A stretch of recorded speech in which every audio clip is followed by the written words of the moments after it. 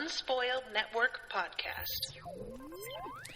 This is Spoil Me, covering the Lord of the Bells. Wait, I keep saying the Lord of the Bells. It's the last echo of the Lord of Bells. There's no Lord of the Bells. It's just Lord of Bells. Mage Errant, Book 7, Chapters 52, 53, and 54. The final lesson, Burning Palace, is it? And split the party. In these chapters, you guys, I can't believe that we actually have figured out a way for Alustin to just listen, to stop and go, maybe I was wrong. I really didn't think that we were going to get here. I love the fact that it seems like this is just communication in a way that he's taking it to an extreme I wasn't expecting, and I'm here for it. Welcome to Spoil Me.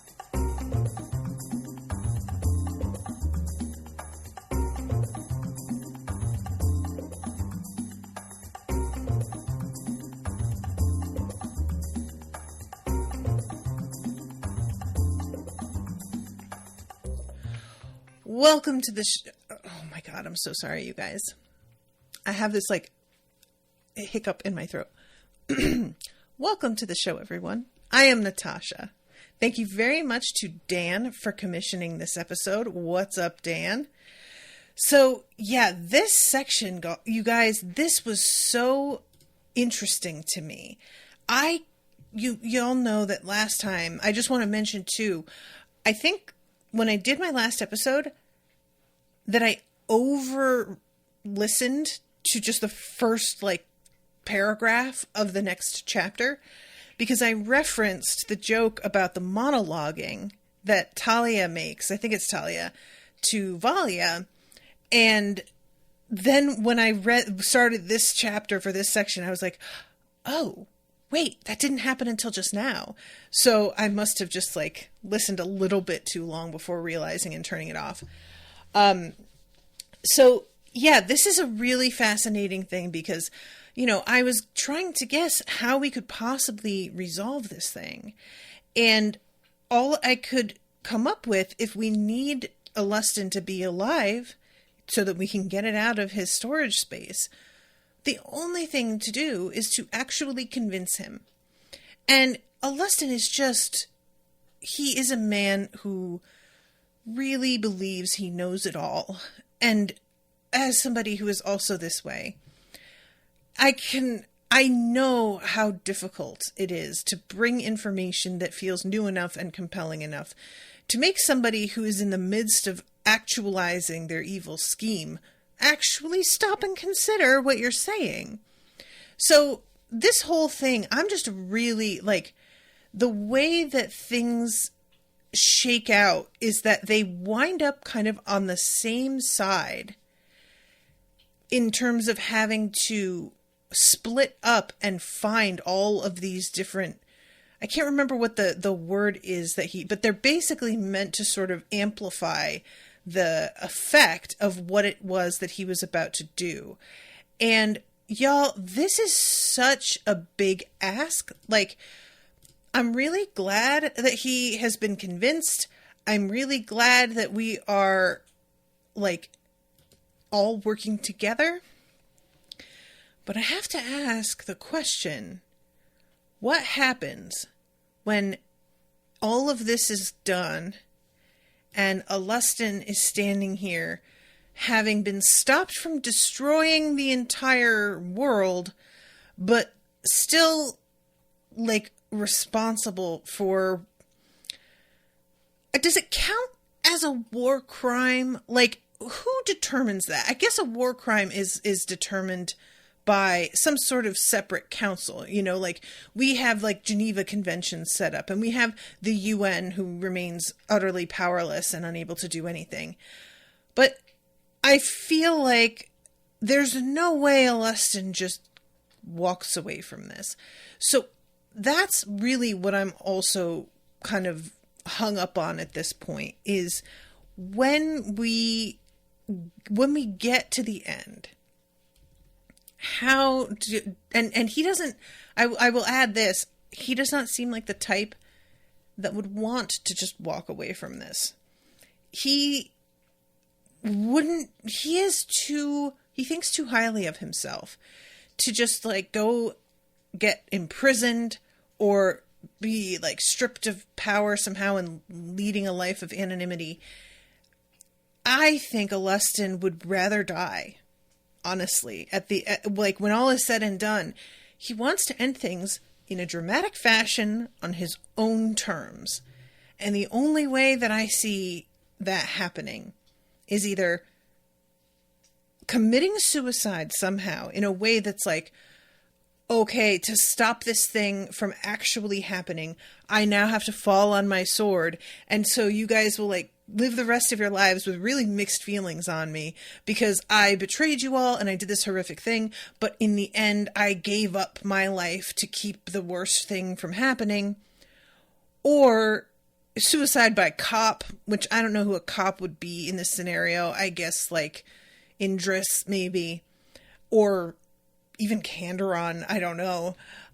So yeah, anyway, I was very sort of like, how would this even go? But I don't want to get ahead of us. Let's start at 52. And this is so funny. It had been Talia's idea to lead Cragath Clawmane toward the bamboo great power. Honestly, Hugh would have been shocked if the idea had come from anyone else. And it turns out what they're doing is they are setting things up so that there is only one way out for Alustin of this attack, and the way that he leaves is going to be the riskier way, and then he gets trapped. So they approach the outside of the massive bamboo framework concealed inside the Stormward's crown in attention ward mode, and began their work right at the spot the others were planning to lead the Chimera to. And they craft these wards, and I thought this was so interesting. He winds up like reversing the wards from being attention wards that shift attention away to bringing them to. They didn't have any guarantees Alustin would try to immediately exit past the Chimera, but Valia seemed confident that was exactly the type of risk he would go for, and her guess had proven correct. So he winds up inside this trap, and they are all around it as he gets trapped, attacking him. But again, they can't kill him, so it's just such a weird, like, they have to be aggressive, but they can't be overly so. And Alustin is over here unable to resist, as usual, the temptation of fucking, I don't even know what to call it. He calls it banter. I feel like banter requires something from the other person. They're not giving him anything, so I guess you would just call it quipping. Like, he's just quipping. He is, you guys, I love him, but I also hate him so much. I feel like, do you know what and this is going to probably get like a mixed reaction from my audience. I'm really curious how many people are going to like see what I mean. Alustin feels a little bit Ryan Reynolds-y to me. Like, as Deadpool, just like he feel like, first of all, Deadpool, I don't know if he's actually pansexual, but there's like a very strong, I would give anything a try kind of energy to him. He can't help but fucking talk. Like, he just, you know, it's just a strong part of his character and personality. Flirting with everybody, distracted by himself, amongst other things. I just really feel like that is the vibe, and that's exactly how I also feel about Deadpool, is like, I love him sometimes, and also I can be like, dude, fucking stop, Jesus Christ, you know?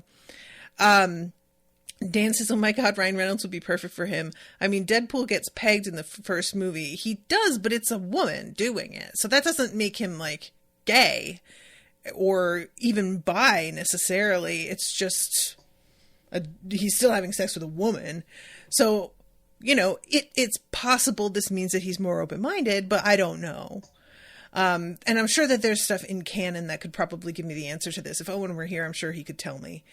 But yeah, so I just, Alustin's like whole thing here, and constantly like trying to pick at them and get a reaction out of them. And I can't help but laugh because Valia herself, even though she's not exactly the same type as Alustin, she seems to have either less resistance than his students do. And so she engages when they are not engaging. I don't know if it's actually like, I can't help myself, or if they, you know, they used to be friends, and maybe this is part of the way that they like related to one another. And she still has enough of this sort of latent affection for him that she can't help but do this as well and play into it, because this was the dynamic they used to have, maybe, you know? But I just kept laughing at the fact that, like, he's attempting to get them engaged and they are refusing to do that. And I was thinking that Valia was going to be too furious to entertain this at all. And actually, she kind of goes for it a lot more than I was expecting. So this scene, like, in addition to him trying to be like, what are you guys doing? I know that you're coming at me hard, but I have something for you as well. And he starts to do the thing where, I'm going to overload your wards. And they were ready for this. So they get this windshield going. Slowly, the space Alustin could maneuver in began to shrink, and yet he still held off their assaults almost single-handed. It was as though Alustin was able to split his attention on all 6 of them at once, which is not, it's not as if. That's exactly what it is. And I guess that I keep forgetting how many of these, like, little tricks he came up with since leaving them. I'm pretty sure that this was like since leaving them. And if it was before, I just think that he kept that shit to himself. But I'm pretty sure that we watch him like create these. And the one thing that puts him wrong-footed for a second is Valia telling him that they brought her a little peace offering that sort of gave her a change of heart. And she says, they gave me a captured Duark Icola who I gave to the last of the Intertwined to kill. And he literally, like, does a stumble and is like, you what? I love, too, when he says that I regret not training them in battlefield banter. And Valia says their whole silent warrior thing is fairly creepy. And later on, when they're speaking, she's like, the way you guys finish each other's sentences is kind of creepy. And I was just like, girl, anything they do, apparently, if they're speaking or they're not speaking, either way, you're just like, ew, creepy. I don't know what to do with that. I mean, I think that's because of their bond at this point. She was there when Alustin realized about the pact that they had made with each other. I don't remember being in her head and seeing her reaction to that. Like, I can't recall if she actually processed Alustin's theory there or not, because I don't remember if she heard him or if she did what she thought about it. But I kind of feel like that might be where that's coming from. So here it is when he says, so why are you aiding my students in battle just because they let you kill your boss? Or do you want revenge for Havath City this bad? And she says, I think your elemental plague is reason enough. And he starts laughing and is about to, like, blow up their spot and tell her immediately what it is. And Hugh, who is so desperate to keep her from hearing, just attacks really strongly with a starbolt, while Talia does a dreamfire attack. And these react in such a way that it almost could have killed all of them. Like,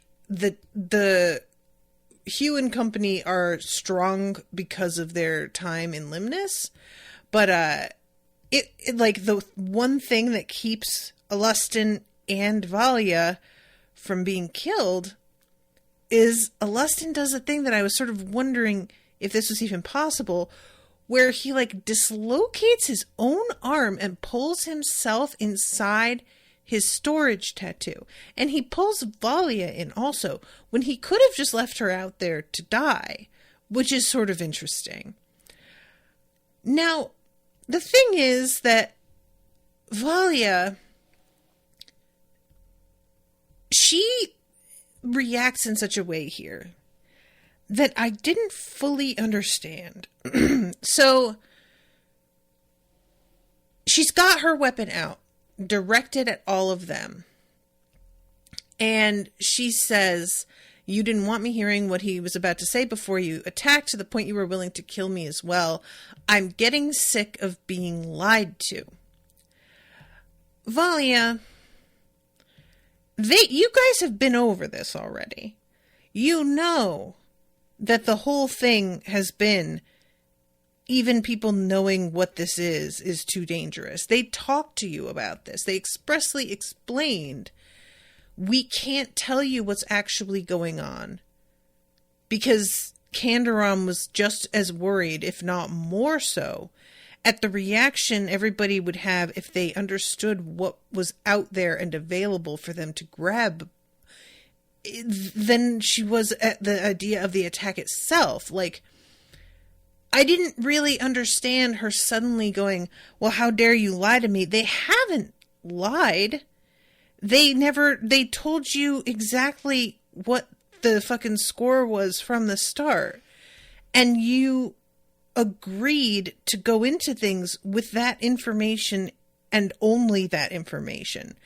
So why is it just the fact that, like, sorry, hi, I'm Shard. Dan says, I mean, if you try to kill you because of telling you the facts, it's got to be annoying. I think I'm getting what you're saying there, Dan. But, you know, like, I understand that, but it just, like, it felt like she was coming to this brand new conclusion, and it just doesn't feel like it should have totally changed everything to me.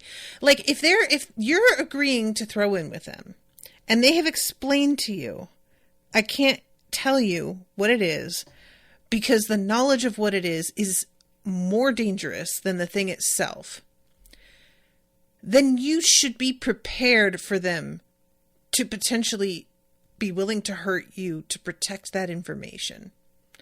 I just feel like that's part of the deal that you're agreeing to by throwing in with them. And I understand being like, you know, like annoyed, but it feels like she has a total change of heart and is essentially going like, I'm not fighting on your side anymore, period. And I just wanted to be like, girl, then what are you doing here? Because they really let you know what the stakes were already. But it doesn't wind up mattering for very long, because Alustin just straight up fucking tells her it's the tongue eater. Now, before we get into what happens after he tells her, I want to talk about him being able to hide within his own storage tattoo, because it's really interesting, again, with the way that things are in terms of how these storage tattoos work. The space that is created there is like geometrically going in a direction that doesn't actually really exist in three-dimensional space. So the issue there is that by pulling Valia in, if she stayed in there for like longer than a couple of seconds, she, like, the way that her blood flows would be affected, because this is like a completely different direction than her body can process. But Alustin, because his ether body is like connected to this tattoo, his ether body changes in like over time in accordance with that direction. And I imagine yours are all already there as well. It's not so much a matter of growth as it is your ether body learning to recognize a new direction for your biological body. And the whole, like, when he explains this to them, I had even said something last week about how, like, if it's possible to hide in your own storage tattoo, I feel like Kandaron would have mentioned that as a potential option. And he says that Kandaron wasn't even aware of this, like, possibility, which that is really remarkable to me. You know, that she has, like, a planar affinity. She, if anybody, should understand how space works and the ways that this could be used. You would really think she'd have figured it out. And I can't help but be impressed with the fact that it's Alustin who comes up with this. And I also shouldn't be too surprised because Alustin is very fox-like. You know, he's a real tricksy guy. So him finding out, oh yeah, there's a way that I can, like, fucking run away, you know, but not. Of course he's the one who came up with that. Dan says, I mean, Kandaron is a lot bigger. Hard to imagine her thinking about dislocating her arm to get into a storage tattoo. Alustin really is brilliant. That's why his arm was dislocated in book 5. Oh, I don't remember that. But, okay, cool. Yeah, well, with Kandaron, it's not so much like that I would think she would be doing it herself so much as I would think that the possibility of it, you know, that it would occur to her in general, if not necessarily applicable to herself. But it's fine because I'm willing to believe that somebody just didn't consider something because they wouldn't have been able to do it themselves. Like, a lot of us are like that, you know. So yeah, he tells Valia it's the tongue eater. And she's like, well, you need Ithonian language mages and we don't have any. So what are you even going to do with that? And he says, well, it's a ritual and it's a repository. And I'm not going to, like, destroy the languages. And I love when she says, this is the part where you dramatically wait for me to ask you what you want to do with it. Alustin started to say, but Talia interrupted him. He wants to blow it up and release all the extinct languages inside. Alustin sighed in exasperation. I love ruining monologues, Talia said unapologetically. Oh, Talia, bless you forever and ever. I mean, this is exactly what you guys, oh my God. This is such a fucking thing. I 100% did not want to sit through another fucking thing like what Alustin did at the entrance to the, like, secret tunnels. It's an Avatar: The Last Airbender reference for those who get what I'm talking about. But the way he fucking grandstanded, it was so annoying. And I'm really glad that she just cut that off. I want to blow it up, spreading dead languages across the territory of the Dominion and driving its citizens permanently insane. Not across the entire continent, like Kandaron said.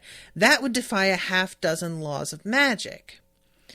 And so Valia is like, so wait, you just want to stop him from, like, hurting Havathi? I don't buy it. This doesn't make sense. And Sabe is like, no, Kandaron believes that this is going to have a way bigger effect. And I don't think that she's, like, ever really wrong about things when she's this certain. She'll say if she doesn't know. Like, we know about Kandaron and the way that she operates. And she doesn't have a problem with admitting that, like, there's limited information or, you know, this is what I know about, but I don't. She just feels like somebody who really is honest about the facts, you know? And so Sabe is like, the way that she reacted when she was talking about this, the fear in her voice, she wouldn't be that terrified if there was a chance that she was wrong about this. She knew for sure this was what was going to happen. So as they're all like debating this, Mackerel sees something and is doing a, boss, hey, you want to look at this? And Hugh turns and stops dead and stares. And he just says, as this is, so the whole conversation is punctuated by Hugh, like, essentially being so dumbstruck by what he's seen that he just chimes in with these almost wordless protests that everybody ignores until he's able to really just yell, guys, pay attention. And we find out that things are collapsing around them. There was a crack in one of the labyrinth columns, torn there by the explosion they'd set off. A crack big enough for one of them to walk through, one that ran all the way through the wall, and inside it they could see the spell-form-coated interior of the labyrinth column, one of its massive mana vents. They were paying much less attention to the contents of the labyrinth column than to the fact that the crack was growing rapidly. "I think we should maybe run," Hugh said. At that, the column began to fall. So they have to bail in the midst of this thing falling. Now, you guys, I'm going to be honest here. This scene with them, like, in the midst of all of this collapsing rubble and everything, it's really hard for me to picture. And I think the reason for that is because the city has been so destroyed, and we've had a whole ass labyrinth come up out of the ground and displace all of the buildings and destroy so much. The fact that they're in this like area and they are so worried about it collapsing, when I know that most of them have abilities that enable them to basically fly, I have a hard time really understanding what about how they are placed makes it impossible for them to get out of the way in time. And I'm not saying that what I'm imagining, like, I'm not saying that what Bierce wrote is wrong. What I'm saying is that I think I have trouble holding the scale of everything in my mind. So that when I imagine, there's a crack in a column and a column begins to fall, I'm thinking of a normal column like you would have at the front of, like, something that's like the size of maybe like 3 or 4 people standing side by side, like that thickness.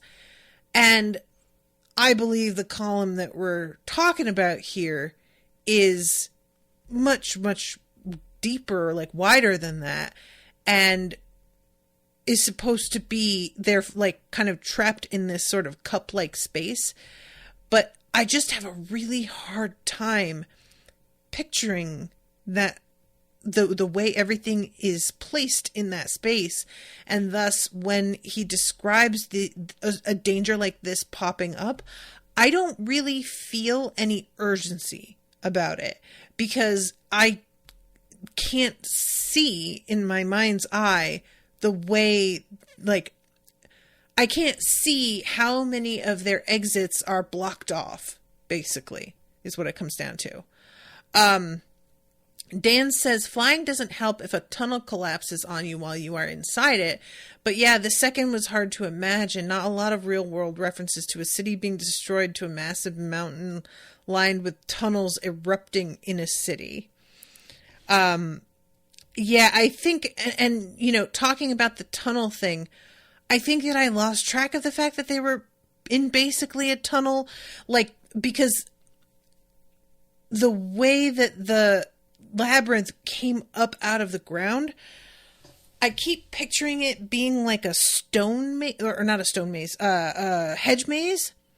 Like it's coming up out of the ground and it's like all walls, but the ceilings are gone, like they're open to the sky. And that's not actually what it is, but it's the way that I keep sort of imagining it in my head, is that you can be far above it and looking down into the labyrinth. When I think in some spots you can, like there are parts of it that did break away, but a lot of it is still enclosed, right? So I think that's my issue, is just like really being able to picture the space itself. It's all gotten so confused that I just don't have a frame of reference for a lot of the descriptions that he starts giving, because the way he describes how something is falling or where they are doesn't align with exactly the way that I was already picturing things. And so that makes me completely drop the little bit of like imagination I was attempting, because I'm like, well, clearly that's wrong. And that leaves me like just in this sort of empty space. So the moment Godric climbed to his feet, he found himself embroiled in battle once more as the melting palace loomed above the clearing they found themselves in. Alustin was wielding his blade in his offhand while his paper swarm was expanding rapidly around him. Godric, however, didn't find himself fighting Alustin. He found himself protecting Alustin from Valia. And she is just like, dude, what are you doing? I thought we were trying to like protect everybody from him. And Godric says, if he dies, you can't get the tongue eater out of his storage tattoo. And then she just stops. I love how fucking reasonable Valia remains, even in the midst of all of this. She's just like, oh, okay, that makes sense. Good for her. She's just great. So I love this. So what's our plan? Oh, that's easy enough, Alustin called out. You have to set my arm back in its socket while I'm trying to stab you, then force me to retreat into my storage tattoo again while one of you other than Valia is grappling me, and hope that your adaptations to your own storage tattoo allow you to survive mine. Godric sighed. Yeah, that. Also, you gotta try to ignore his awful banter in the meantime. He's just trying to delay us until the tongue eater detonates. You also need to worry about more of the labyrinth collapsing because its magic is clearly dying, Alustin called out cheerfully. So he chucks some ink at Godric. Godric's armor elemental dissolved the outer surface of the armor to dust, carrying the ink with it. Good boy, Gravel, Godric said. The armor elemental seemed pleased at that. Did we know that we had named his armor elemental Gravel? I don't remember this name. I do like that. You know, it's like, oh, what do we call little rocks? You know, he could say pebble, but gravel is a lot more like threatening sounding than pebble. Even if gravel is small rocks, it's a group of small rocks. That makes it feel like, oh, that's a little bit more to worry about, you know? So this is when the fucking, I think it's the Eye of Heliothrax. Yeah, this fucking sunbeam. Again, you guys, I don't have a good idea of how long it takes for this eye to begin to do its work. I think a lot of this is just happening much more quickly than I feel like it's happening, because I'm spreading out reading about this battle over the course of literal weeks, you know? So it's it's just the way that I am understanding it. I have to keep sort of recontextualizing it. Godric's eyes widened as he did some quick geometry. Then he hurled himself at Hugh, throwing them both out of the way just as a particularly large chunk of the palace fell away.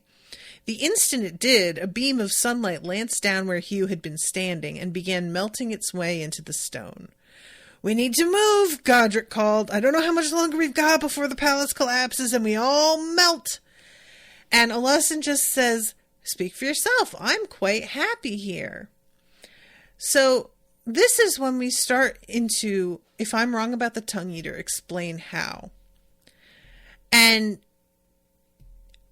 they all are just sort of like, well, maybe you should think this through. I've been exhausted in my poring over the possibilities. In fact, the tongue eater was extremely low on my list of preferred options, but it's the only weapon in the vault that stayed on the list after I did my research. I won't think of anything in the time we have left I haven't already exhaustively imagined. And then we have this really interesting moment with Godric, because they're talking about like, well, you know, the whole way it has worked in the past that we know of doesn't make sense with the laws of magic as we understand it. Hugh says, what about the way the Ithonians reinforced their language? That lasted for centuries, and accents like Godric's have only started developing recently. I thought spells couldn't last that long. I have no idea how they did that, Alustin admitted. Spells shouldn't be able to linger in the ether like that. That's how I always knew the Last Echo wasn't actually one of the Lord of Bel's spells. Exactly, but it doesn't particularly matter because I'm not doing any sort of logic-defying language magic. I'm just blowing up an enchanted item. It's just a bigger version of what Godric does to all his hammers. And this is when Godric chimes in. What if the Tongue Eater's effects aren't in the ether at all? Where else would they be? Language. I think the Tongue Eater's effects spread through language itself. Then something happened that Godric wasn't expecting. Alustin stopped dead in his tracks. A small swarm of dream wasps from Talia went for his legs, only to be blocked by origami golems. Wait, Alustin said. Hugh and Godric blasted lightning at Alustin simultaneously. Wait, Alustin bellowed, his voice amplified by magic. And despite the fact that Alustin was his enemy now, Godric's instincts took over and he stopped when his teacher told him to. Which I did sort of like, but also felt sad about. That actually somewhat makes sense, Alustin said. The way the Tongue Eater's effects spread across seas and continents, even to other worlds? I've never heard of another spell going that far. Admittedly, it's alien magic we don't really understand, but... And this is when I just wanted to slap and shake him. All you have done is talk about all the research you did. I've been exhaustive. I know that such and such won't happen. And yet, you're going to say, well, admittedly, it's alien magic we don't really understand. Hey, bud, here's a thought. You don't understand it. Don't fucking risk it. How about that? Come up with a different way. But no. Even as he's saying, we don't really understand it, he's like, except me, I get it. The minute somebody asks you a question about how the spell lasted that long, you're like, well, I don't know. Well, then your fucking research wasn't that exhaustive, was it? You can't even answer a basic question like that.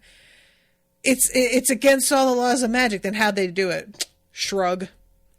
Hello? McFly, anybody home? What are you doing? This makes me crazy. Especially like as somebody myself who is so cautious about a lot of things and tends to defer to those who have more education. You know, it's the sort of thing for me of people who just don't really understand the way that basic things function, but then refuse to do their part. Like not getting the vaccine, for example. And just like standing on principle of like, well, I have the right to not.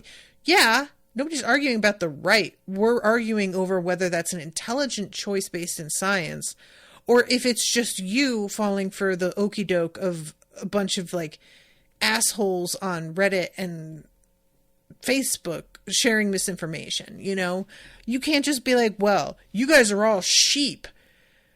You don't know what you're talking about and couldn't answer basic questions. You know, what do you think you're... I want Alustin to not be this guy, but there it is.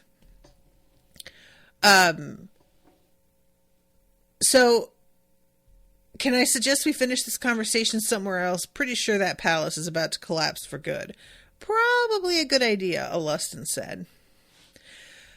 So, at this point, Valia says that he is just delaying because Alustin is thinking this through. And Talia, of course, is like, yeah, definitely. And is just ready to fucking start fighting again.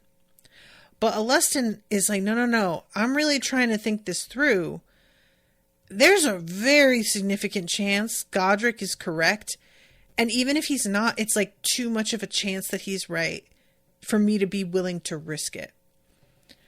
I want vengeance, not a continent driven entirely insane. So that's it? You're going to stop this madness? Godric asked. So he pulls out the Tongue Eater and says, I don't know if I can. Everything I've done today has been a means to an end. The whole reason I stole the chitin wand and not some magical explosive was for the increase in ether density the labyrinth's destruction would provide. It wouldn't be possible to destroy the Tongue Eater without it. Then we get this bit here, guys, which I did appreciate because it's so tempting now that Alustin is stopping fighting, listening to reason, being willing to consider that maybe this is like the way he thought this would happen isn't true. That's why your war made no sense, why your plan seemed so irrational, Sabe said. I mean, they're still irrational, Godric pointed out. Like Hugh says, vengeance is a fool's game. Alustin raised an eyebrow at that, then looked around at the ruined city around them. I'd say it feels pretty good to me, but keep telling yourself that. You need to remember, he may be reasonable in certain ways, but not in a, like, I regret blowing up this entire city way. I regret the death of thousands of people kind of way. Not that.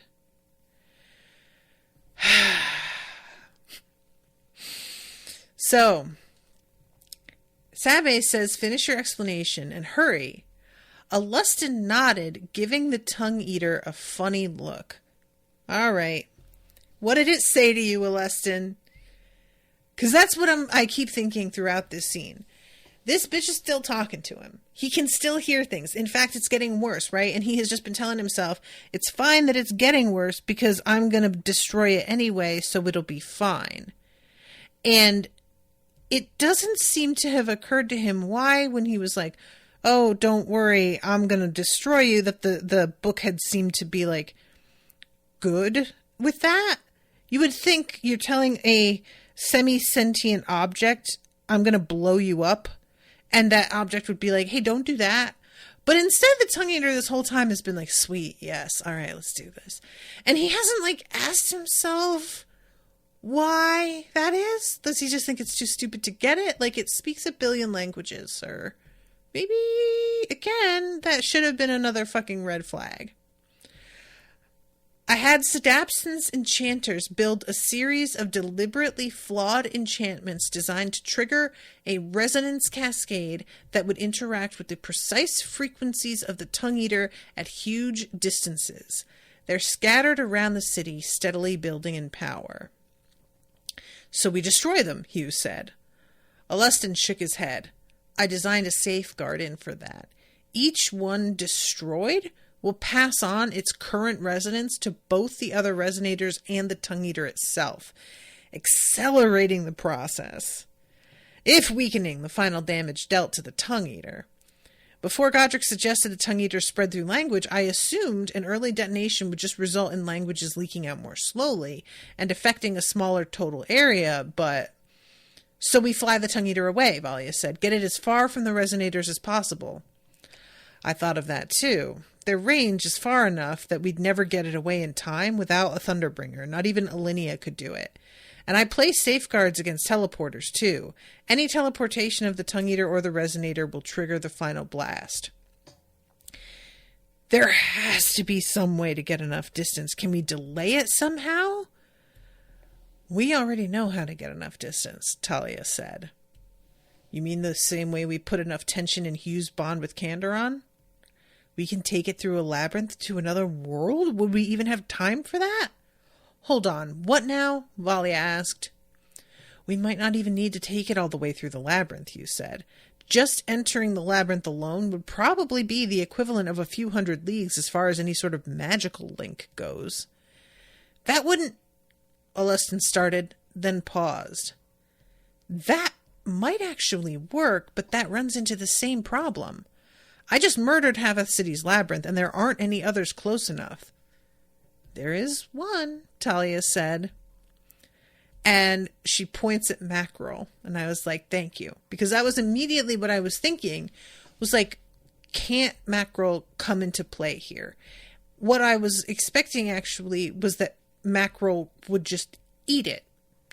And that is essentially what happens. He holds out the Tongue Eater. Godric could tell how nervous Mackerel was, but the spellbook just kept advancing on the Tongue Eater. And then, just a hand's length from the embroidered book, Mackerel turned and fled straight back to Hugh. What's wrong? Why'd your weird little book run away? Be nice. He's our weird little book. I love you, Talia. So, Mackerel says the Tongue Eater's not a book. He says it's a prison. Well, that's horrible and ominous, Talia finally said. So that's it then? Sabe demanded. We're screwed? We can't just be out of options. Are we going to ignore the whole prison thing? Talia asked. Yes, because we don't have time to worry about that, Sabe snapped. There's got to be something else we can try. Mackerel still works as a plan, Alustin said. He's not going to touch the Tongue Eater, Hugh insisted. He doesn't have to. Alustin pulled out another book from his storage tattoo. This one was heavily and obviously enchanted and seemed to be vibrating. I had the resonators crafted as books as well, and I kept one of them with me. So Mackerel comes forward to the resonator and then chomps it down. Alustin pulled out the Tongue Eater, and Mackerel promptly fled again. It worked. Now we just need to feed Mackerel the rest of the resonators, or at least most of them. How many more? 7. And how long did you say we have? A couple hours, if we're lucky. And I can only track the ones outside the labyrinth's influence. Hopefully Mackerel will be able to track down the others. Delightful, Valia said sarcastically. So then we go to chapter 54, Split the Party, which just the title of the chapter, Split the Party. You guys, this is just such a... Anytime, oh, we should split up. No, you shouldn't. Don't do it. I know they have to. You know, this is not me going like, you guys are idiots. It's me just being like, oh, isn't there any way to like not do it this way? I always just resist this. It gives like, if you haven't seen Cabin in the Woods, then you won't get what I'm talking about. But there's a point in which, at the start of everything going wrong, the guy that everybody sort of accepts as the one in charge, who is played by, not Chris Evans, Chris Hemsworth, he says like, no matter what, we all have to stay together. And the people who are like running the thing have to get together and like find a way to make him change his mind and say, no, that's wrong. We should split up. And just the very nature of sticking together is going to completely ruin their plans because it relies on everybody being isolated. And so anytime that I'm just like, oh yeah, we're all going to split up, I'm like, oh, this sucks. So Alustin says Matt and Koss is our best bet. Unlike most teleporters, he can easily and safely move groups of people. We can track down the resonators quickly and easily that way. So then Hugh raises his hand. I love this. I love him raising his hand. You guys, it's so goofy. Matt and Koss tried to murder us, then got involved in a duel with the High Priest Eudaxus. He did what? Alustin demanded, his face like a thundercloud. Well, he was trying to threaten us for information first, including about you. I really, really like Alustin's rage here. I just found really funny. It feels like, and I may be wrong about this, like, but it felt like he was more like, I can't believe that he came after you guys. Like, dirty pool old man kind of thing. You know what I mean? And just, Alustin just decides on rules. You know, it's just funny. He says the labyrinth zone of influence is getting flickery and weird, Hugh translated. So that's out then, Alustin said. Well, I could probably reach out to what's left of my army to get Karna Scythe to send out teams. How do you think they're going to feel about handing over the resonators to the enemy? Sabe asked. We need some sort of story to convince them, Talia said. Some narrative they want to believe. Easy enough, Valia said. We lie and blame Havath, say it's one of our super weapons at risk of activating. Hugh and the others all shot the Havathi captain a surprised look. As surprising as it is that you'd propose that, it won't work, Sabe said, shaking her head. We've layered too many lies, all of us. If we come along and change our story again, who's going to believe us? My family won't care, Talia said. Hugh nodded at that. Likewise, I can't imagine many will trust me at this point, Alustin said. I'm not talking about any of you convincing anyone, Valia said. I'm talking about myself. I think they might distrust you a bit, since you're the enemy and all, Godric said. And Havath's forces are barely holding together and are almost out of archmages, Alustin said. We can't trust great powers with this. Even if we could, we'll draw too much attention. I'm not talking about Captain Valia Warwell. I'm talking about Valia Warwell, Helicoten's sleeper agent who has spent decades aiding her childhood friend in preparation for Havath's death. And Alustin, but you're not a Helicoten sleeper agent. Oh my God, Alustin, get on the train, buddy. Come on, for Christ's sake. Talia's like, you know everybody's going to want to believe that. And I was like, they will. Everybody already fucking thought that. Like, most people thought she was full of shit. And that there was a reason Alustin kept getting away. Like, they already were halfway there. I love this. It's great. I subverted the Havathi bureaucracy, altered their orders and procedures using magic. Hugh raised his eyes and just says, his eyebrows, sabotage is more believable. Alustin just sighed. Oh my God. Can I just tell you how, look. I know what it's like to have gone through a ton of effort only to have it not really recognized. I get it. But I can't, because Alustin irritates me so bad sometimes.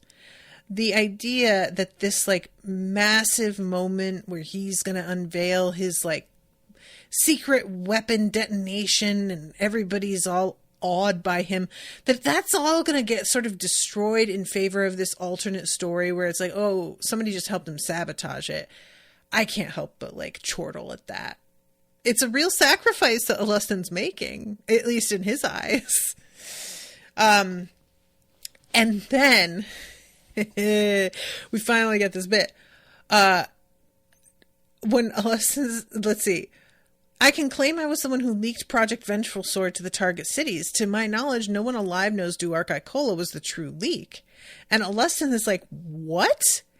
Oh no, does the idea offend your black and white perception of the Havathi as villains?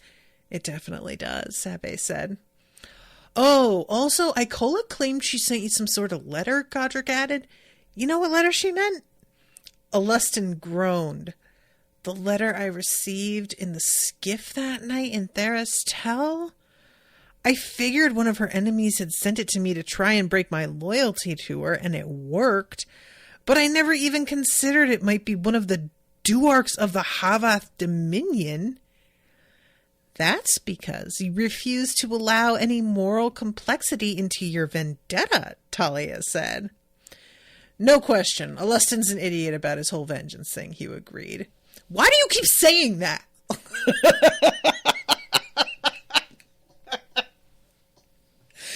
Because you are, Hugh said, growing steadily angrier. People keep assuming your plan is anything but stupid just because you have power. But you're no different than any other belligerent, idiotic great power.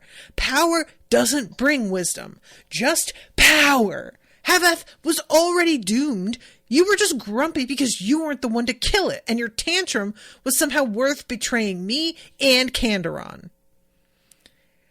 He was somewhat surprised at himself for snapping at Alustin, but there wasn't time to indulge his anger further. It seemed from their expressions his friends hadn't expected his outburst either. I love you, Hugh. Good for you. I really appreciate you. There is nothing like telling somebody who is so high on themselves and so smug and proud that they're not smart. Like, yes, your whole plan went the way that you intended up to now, but you were too stupid to think through that you don't know enough about this weapon and how it works for it to maybe have some side effects you hadn't considered. You were too stupid to think through who could have sent you that letter and the kind of agenda that they might have had in a real and nuanced way. And you're standing here being like, why do you keep saying I'm an idiot? Sir, I don't know what more you need to have like, truly, it's embarrassing. Just, you need to just take stock of your life. So yeah, he says, how are we going to contact and coordinate? And Alustin says, I can summon the remaining librarians Errant easily enough, Alustin said, not looking Hugh in the eye. I bet he fucking didn't. We could stick with the elemental plague. No, that doesn't explain why we need to feed the resonators to Mackerel. I think we could just claim the resonators are threatening to shatter the elemental plague's containment device, Godric offered. And I suppose we can also claim you convinced us the elemental plague would spread farther than we thought it would, Alustin offered, looking none too pleased about the concession. So this is what they're going with. And Alustin is going to use Mackerel to help him scry, which I was glad that this came up, because I was sort of thinking like, well, I get that he can't use the labyrinth that he, that's falling apart, but we have Mackerel here. So yeah, it just takes that Mackerel is going to like allow this to happen. So he says, I can use these to communicate with you. He held out a paper band, the very sort of band he'd used to attack Hugh's bond with Candoron. Hugh glared at his former teacher, then snatched it out of his hand. He didn't wear it. Instead, he sealed it in a ward box generated by his crown. His friends all took them as well, but none of them wore theirs either. And if Alustin looked a little guilty at the mistrust, well, Hugh couldn't find much sympathy for him there. Yeah, Alustin, I know this is wild, but people might not trust you ever again. Cope. So, they split up.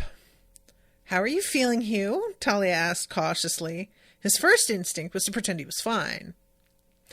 Angry, distracted, and confused. I was expecting for us to have to fight Alustin to the death. I wasn't expecting for us to actually talk him into joining us. I'm not sure what I would have believed an hour ago. There wasn't much conversation as they crossed the city after that. Several labyrinth collapses occurred as they ran, one at least twice the size of the one they'd triggered earlier. Most of the foes they came across were labyrinth escapees, which they were able to avoid or annihilate easily enough. For once, Talia wasn't the one doing most of the destruction. Godric's flock of flying weapons was more than a match for the swarms of insectoid monsters they kept running into, which is just such a, I just love the fact that Godric is just such a menace now. Good for you, buddy. I know you probably are having a really good time. They reached the location of their target resonator. It was another of the dozens of palaces that had been lifted almost a mile into the sky by the emergent labyrinth. Hugh was pretty sure there had been more palaces lifted into the air today than even existed on the ground in any other city on the continent. And it's literally surrounded by a moat and everything. And it's been turned into a base for the Havathi. There were 3 full-grown dragons perched on the palace roof and dozens of floating spheres of magma orbiting the palace.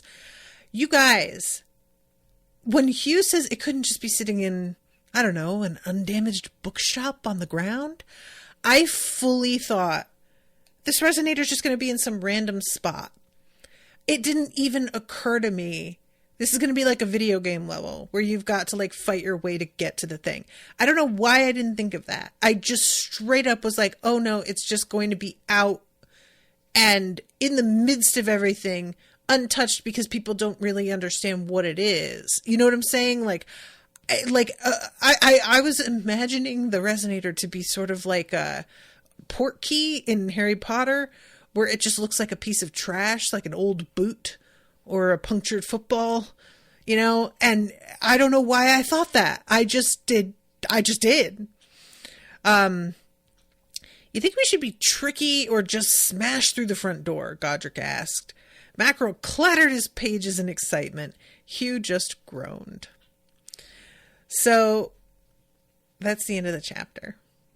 But yeah, this was a really good section. I really enjoyed this. I'm extremely interested to see where we go from here, and I just like a lot the turn this has taken, where we're like temporarily working with Alustin, but you know, like for now, I'm into it. So I'm going to wrap it up. Thank you again, Dan, for commissioning this. Appreciate you a lot. And I'll be seeing you all again soon with a new episode. Until then, toodaloo, motherfuckers.